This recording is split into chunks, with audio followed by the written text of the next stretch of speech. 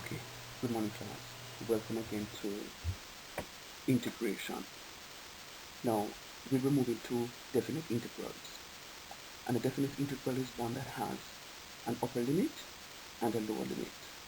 So in our previous lesson we looked at our indefinite integrals, and the indefinite integrals do not have an upper limit and a lower limit.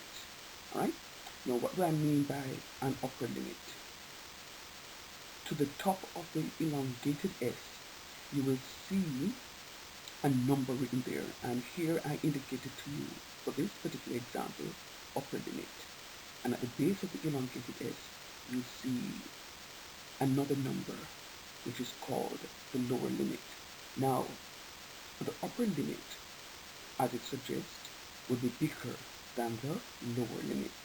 Now looking at the function x squared plus 3x plus 12, that function is going to be integrated as you would integrate a function for a indefinite integral. So the integration is constant. It doesn't require anything different when you're integrating a definite integral versus an indefinite integral.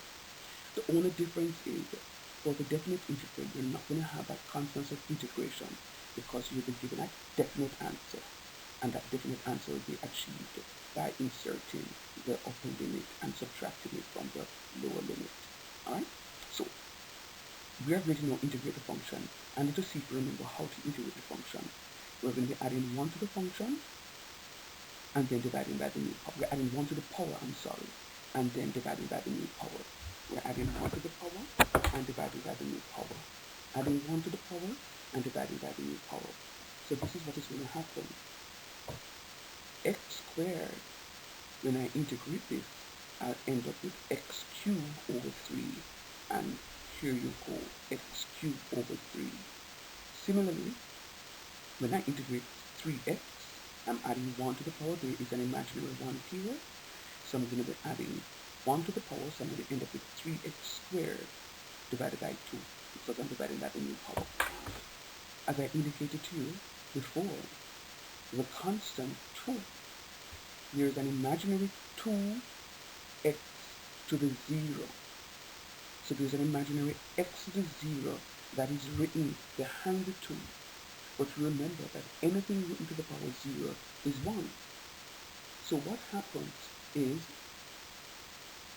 when that function, when that term is integrated, I will now end up with 2x, because 0 plus 1 is going to be 1, so I'll now end up with 2x. And this explains my integration right here. What is going to be different is how it is now that we move further with the question. And you'll recognize that with the question, I am going to now insert my upper limit, which is my 3, into the function. So anywhere in the function I see x, I'm going to be substituting 3. Let's go. This is x cubed over 3. It now becomes 3 cubes over 3. This is 3x squared over 2. It now becomes 3 times 3 squares over 2. And this is plus 2x. It becomes plus 2 times 3. So you see that anywhere in the function here I see x, I'm substituting 3. Now I'm going to be subtracting the lower limit from that. So similarly, anywhere in the function I see x, I am now going to be substituting 1. Anywhere in the function I see x, I'm now going to be substituting 1. So let's go. This is 1 cubed over 3. Here you go, 1 cubed over 3. And this is 3x squared over 2. It now becomes 3 times 1 squared over 2. Here it is. And this is 2 times 1. Here it is. So notice that I would have successfully substituted my limit into my integration. Now integration ended right here. All that is left for the question is algebra. So those algebraic skills must now be sharpened, and let's see how sharpened they are.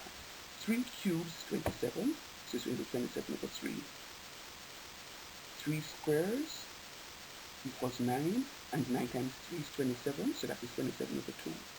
And of course, 2 times 3 is 6. Let us look at our second bracket. 1 cubed is 1, so I'm going to have 1/3. 1 squares is 1, and 1 times 3 is 3, so I'm going to have 3 over 2, and 2 times 1 is 2. Now, if my LCM here is 6, imagine this 6 to be 6 over 1. Imagine this 6 to be 6 over 1. Remember, any whole number can be written as a rational number by dividing by 1. So if my LCM here is 6, how many times can 3 go into 6? And your answer should be 2.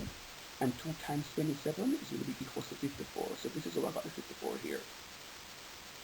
Similarly, 2 into 6 goes 3 times, and 3 times 27 is equal to 81. And the imaginary 1 here into 6 goes 6 times, and 6 times 6 is 36. So this explains the 36 I have here. Again, the LCM here is going to be 6. And 3 into 6 goes 3 times, and 2 times 1 is 2. 2 into 6 goes 3 times, and 3 times this 3 is equal to 9. And the imaginary 1 that is there, 1 into 6 goes 6 times, and 6 times 2 is 12.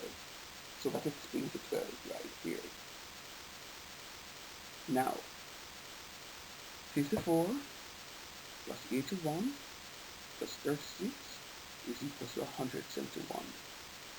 Can you just take a bit of time, pause the video, double check for me. 54 plus 81 plus 36 equals 171. And of course that would be over 6. 2 plus 9 is equals to 11, and 11 plus 12 is equal to 23, and that is going to be 23 over 6. Now, the LCMs are the same, both being 6. So because of that, what I can do is just simply subtract 23 from my 171, which will give me this line here, and 73 minus 21 subtracted from 171 will result in 148. Now you recognize that the LCM remains the same here. I have not added the LCM. The LCM remains the same here and here. So now I have 148 divided by 6. And 148 divided by 6 is the same as 74 over 3. Now 74 over 3 is my answer, of course my unit squared. And 74 divided by 3, if you want, if you so desire, you can write it as 74 and 2/3 as a mixed number. It is the same.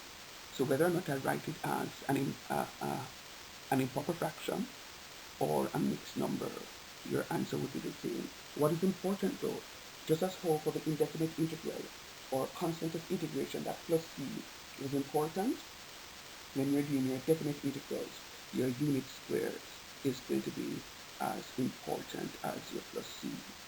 So that explains this slide. Okay, so alternatively, I'm giving you the exact question as we would have seen from the previous slide. The first line of the question is the same, the integration. I will go back to this. You can look at the first slide. It's upper limit minus the lower limit. Anywhere in the integration, I see x. I'm going to be inserting my upper limit, and I'm going to be subtracting the lower limit from that. Where anywhere input a function, I see x, I'm going to substitute 1. I'm going to be subtracting that result from the upper limit, and I'll end up with all of this here.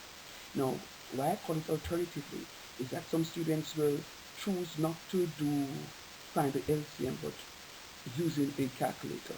So allow me now to explain your algorithm on your calculator.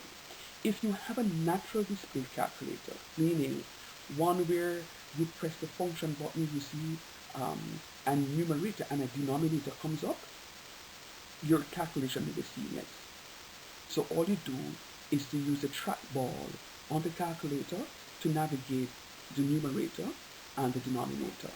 So for 27 over 3, you would go ahead and put 27 in the numerator, use your down button on the trackpad to get to the denominator, and then you put your 3.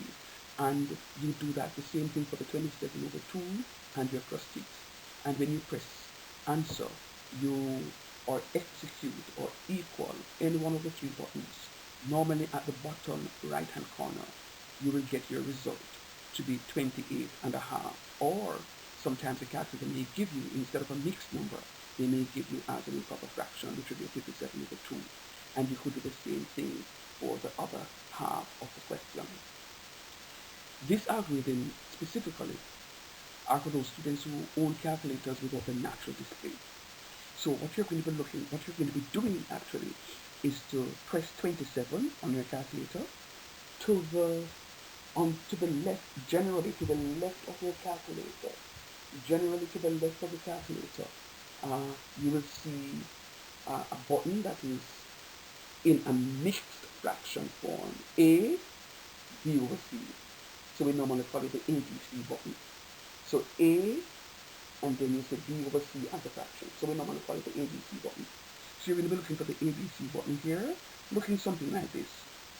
You're going to be pressing that, and then this now will activate the division sign. So when you do this, what it does is to say to you that you are now using a fraction, and 27 will be the numerator, and 3 will be the denominator.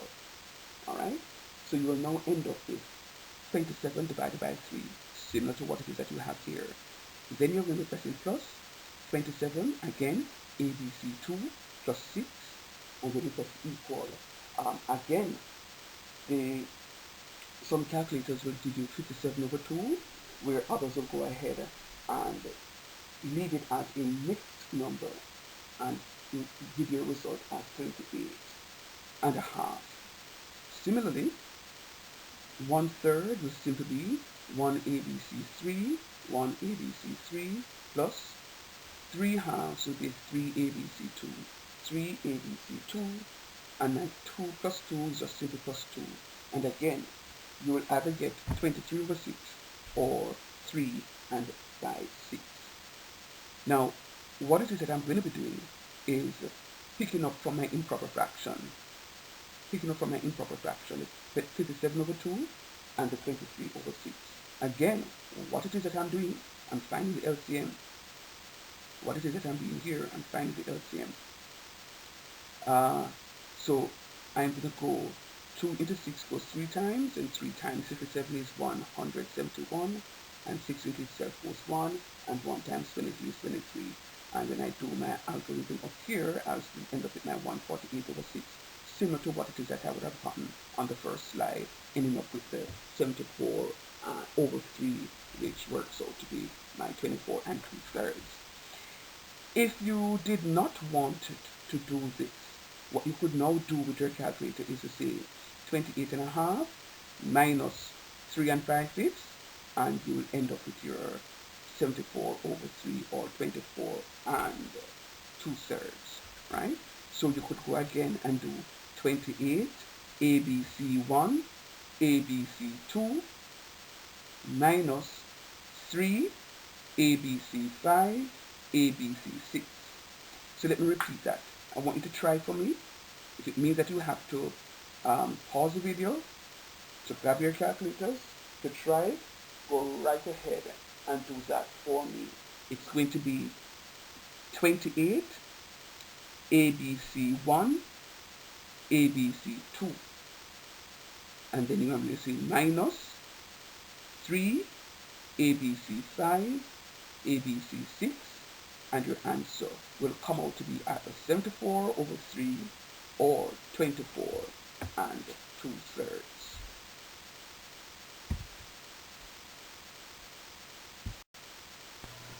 Alright, so here goes another question. Question 2. It says, for us to find the integral, the definite integral of a limit 3, the lower limit is 2, of 4x cubed minus 5x squared plus 2x minus 1 dx. Again, as I explained to you before in previous slides, that the integration for the definite integral is exactly the same as for the indefinite integral. The only difference is you will not have your constant of integration here plus c. You'll be able to evaluate to a final answer your integral. Remember always to include your unit squares at the end of the question. So let us go. Integrating 4x cubed, I'm going to end up with 4x to the fourth power divided by 4. Always remember that we're adding 1 to the power and we're dividing by the new power. We're adding 1 to the power and dividing by the new power. So it's going to be 4x to the 4th over 4 minus 5x squared becomes 5x cubed over 3. We're adding 1 to the power, dividing by the new power. Now 2x is 2x to the first power. So integrating that, we're getting 2x to the second power divided by 2. And of course, when we integrate 1, we're going to get x. So you're going to have x minus x or minus 1x. Remember always, it's the upper limit minus the lower limit. The upper limit minus the lower limit. So what we're going to be having is anywhere in the function, anywhere into the integral, I see x. I'm going to be substituting my upper limit with this 3. So let's go. This is 4x to the 4th over 4. It now becomes 4 times 3 to the 4th over 4. The second term is 5x cubed over 3. It now becomes 5 times 3 cubes over 3. The next term is 2x squared over 2. It now becomes 2 times 3 squares over 2. And the last term is simply minus 1x, so it becomes minus 1 times 3. Similarly, I'm doing the very same thing for the lower limit.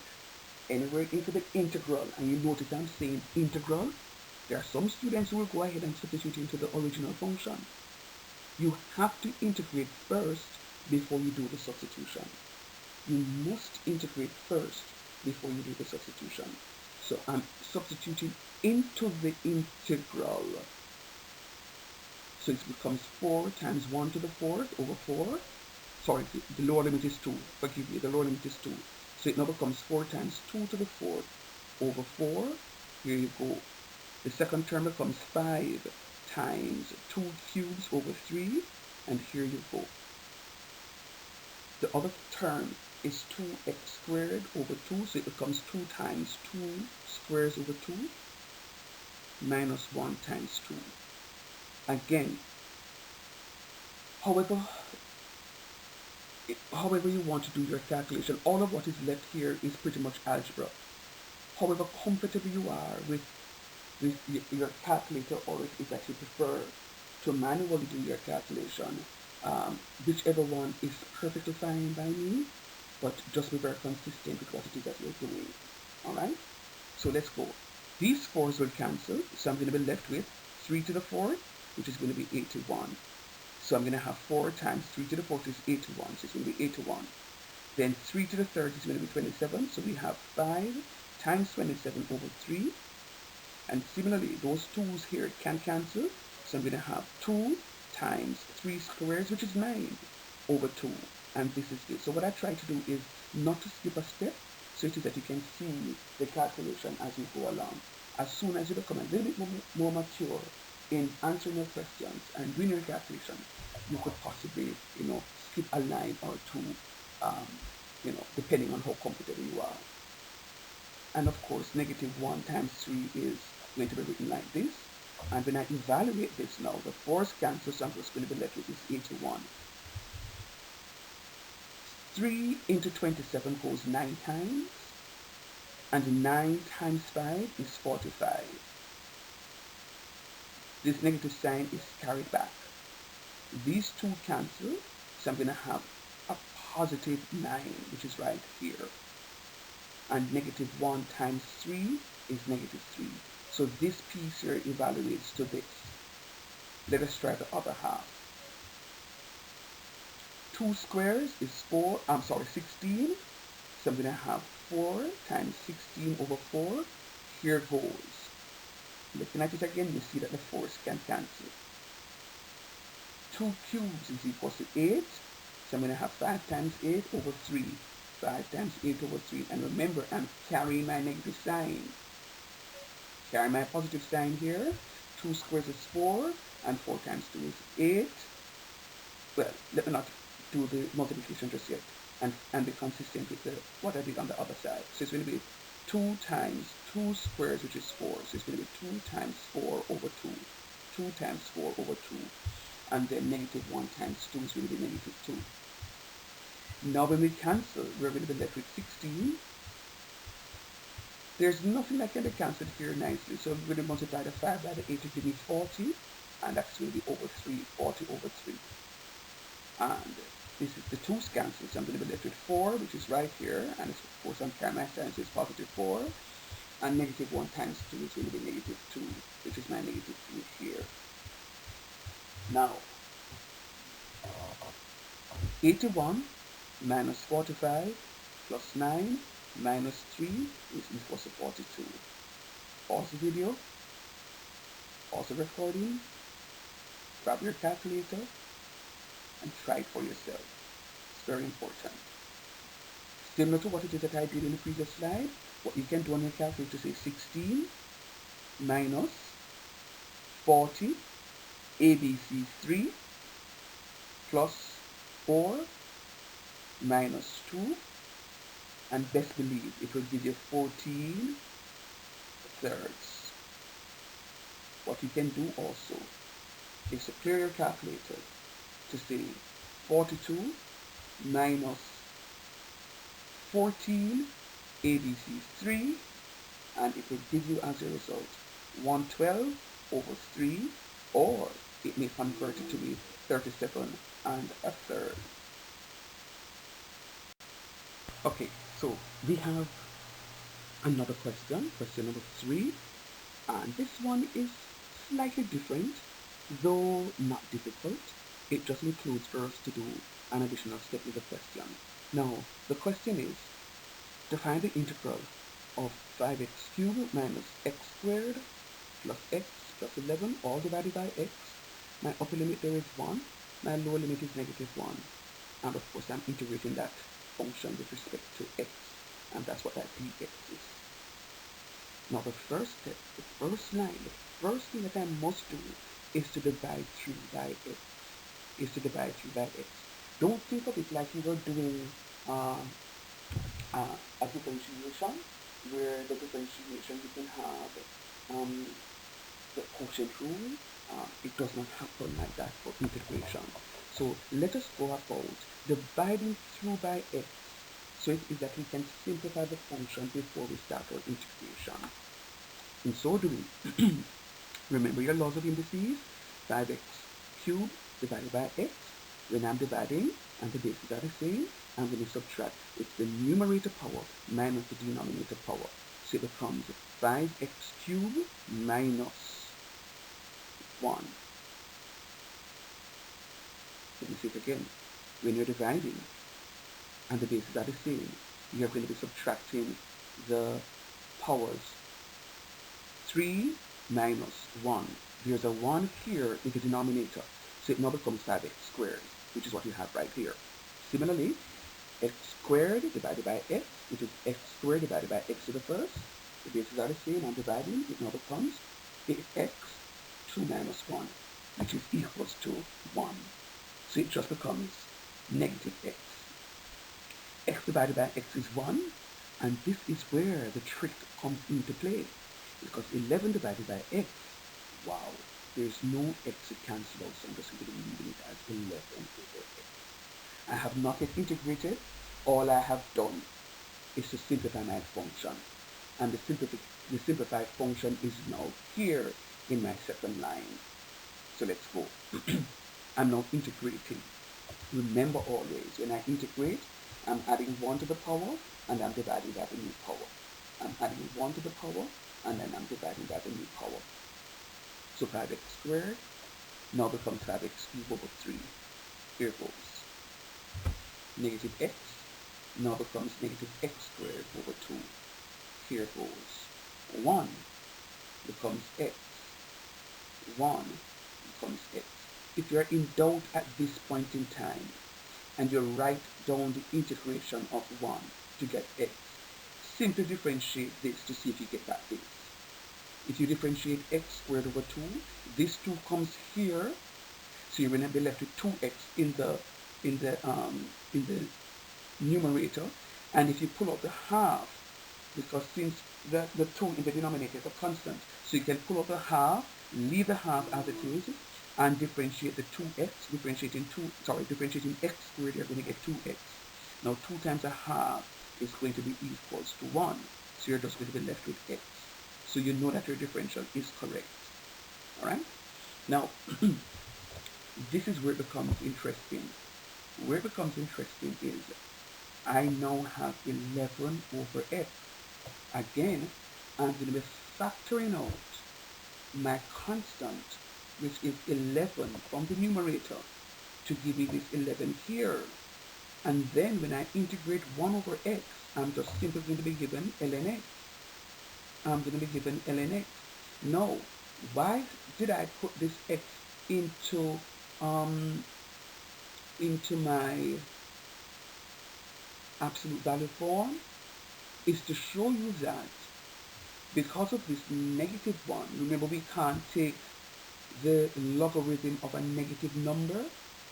So when I put my negative 1 into this absolute value form, it then becomes a positive 1, that I'm now taking the logarithm of positive 1 and not negative 1. I cannot take the logarithm of a negative number. The logarithm of a negative number does not exist. Alright? But something interesting will happen to the log of 1. We'll see shortly. So because it's a definite integral, and I have now integrated, what I'm going to be doing is anywhere in the function I see x, I'm going to be substituting my upper limit, just as we've done before. And then I'm going to see minus, and then anywhere in the function again I see x, I'll be substituting my lower limit. So remember, it is your upper limit, all of here, minus your lower limit, all of here. But all of this looks very untidy. It's a whole lot of mathematics. So what we now need to do is to go ahead and simplify. Let us try and simplify. 1 cubed is equals to 1, and we have it here, 1. 1 squares is equals to 1 again, so it's going to be negative 1/2, which is what we have here. This one is simply written back as this. But this is what it is that I'm saying to you now.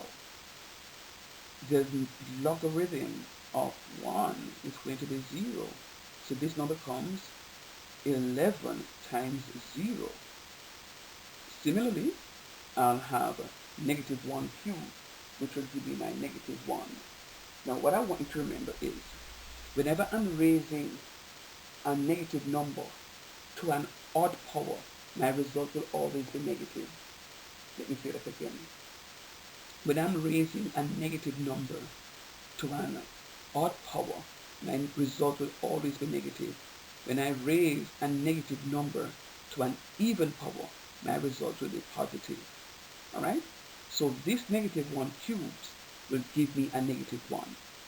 When I raise a negative number to an odd power, 3 is odd, I'm going to get a negative result. Look at what happens in the other instance. When I raise a negative number to an even power, my result is going to be positive. So 1 squares is 1, but my result is positive. So I'm just going to have negative 1 over 2.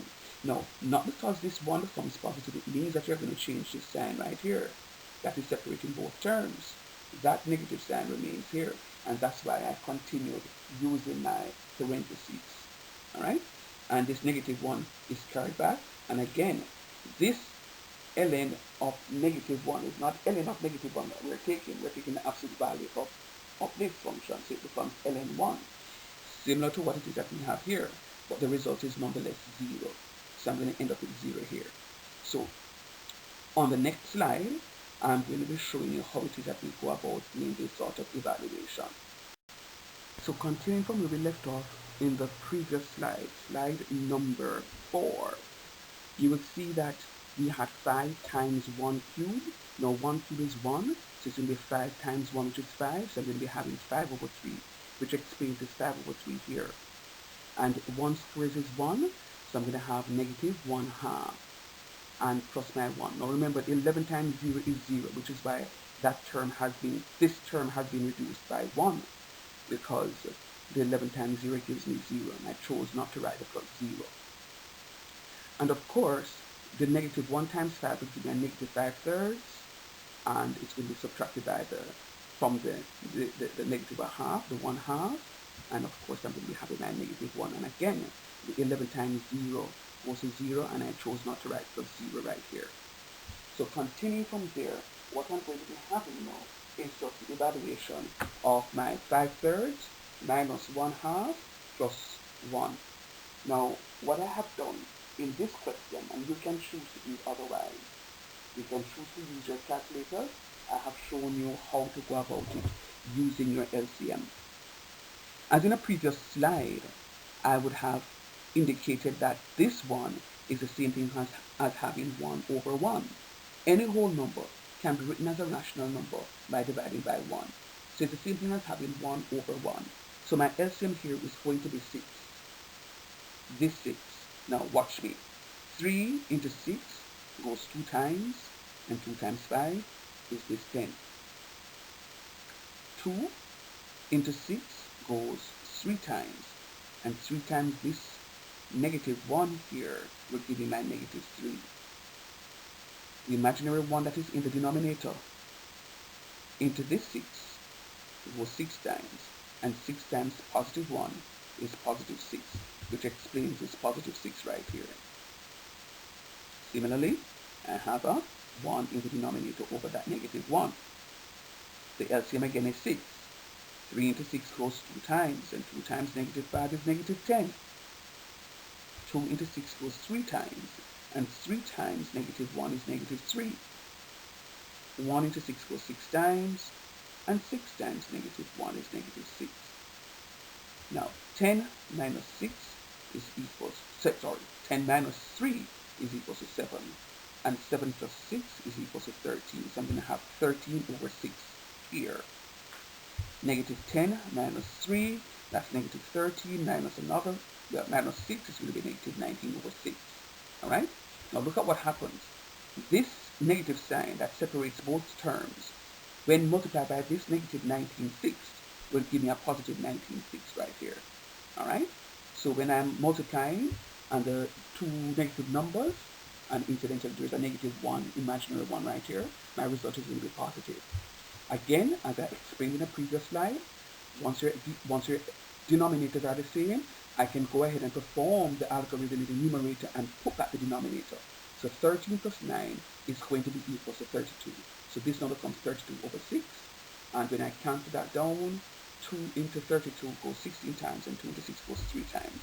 My simplified answer is 16 thirds unit squares. 16 thirds unit squares. Okay guys, so this one is slightly different. I have for you to find the integral of 2x minus 3 raised to the third power between the limits 1 and 0, and I'm of course integrating with respect to x. Now the first thing I'm going to be doing is to differentiate what appears on the inside of the parenthesis. I'm not differentiating the total function. I'm not differentiating 2x minus 3 raised to the third power. What I'm differentiating is what appears on the inside of my parentheses, which is going to be 2x minus 3. So I'm finding dy by dx of 2x minus 3. Now, when I do that, I'm going to end up with 2, because you recognize that the differential of negative 3, a constant, is equal to 0. And when I differentiate 2x, I'll get 2. Now, do you see that half in this line here? This 1 over 2 is the differential when I would have reciprocated it. So recall that I need to differentiate, then reciprocate. So the differential of 2x minus 3 is 2. Now I need to reciprocate 2, because remember 2 is 2 over 1. Any whole number can be written as a rational number, which is simply a fraction, by putting 1 over it.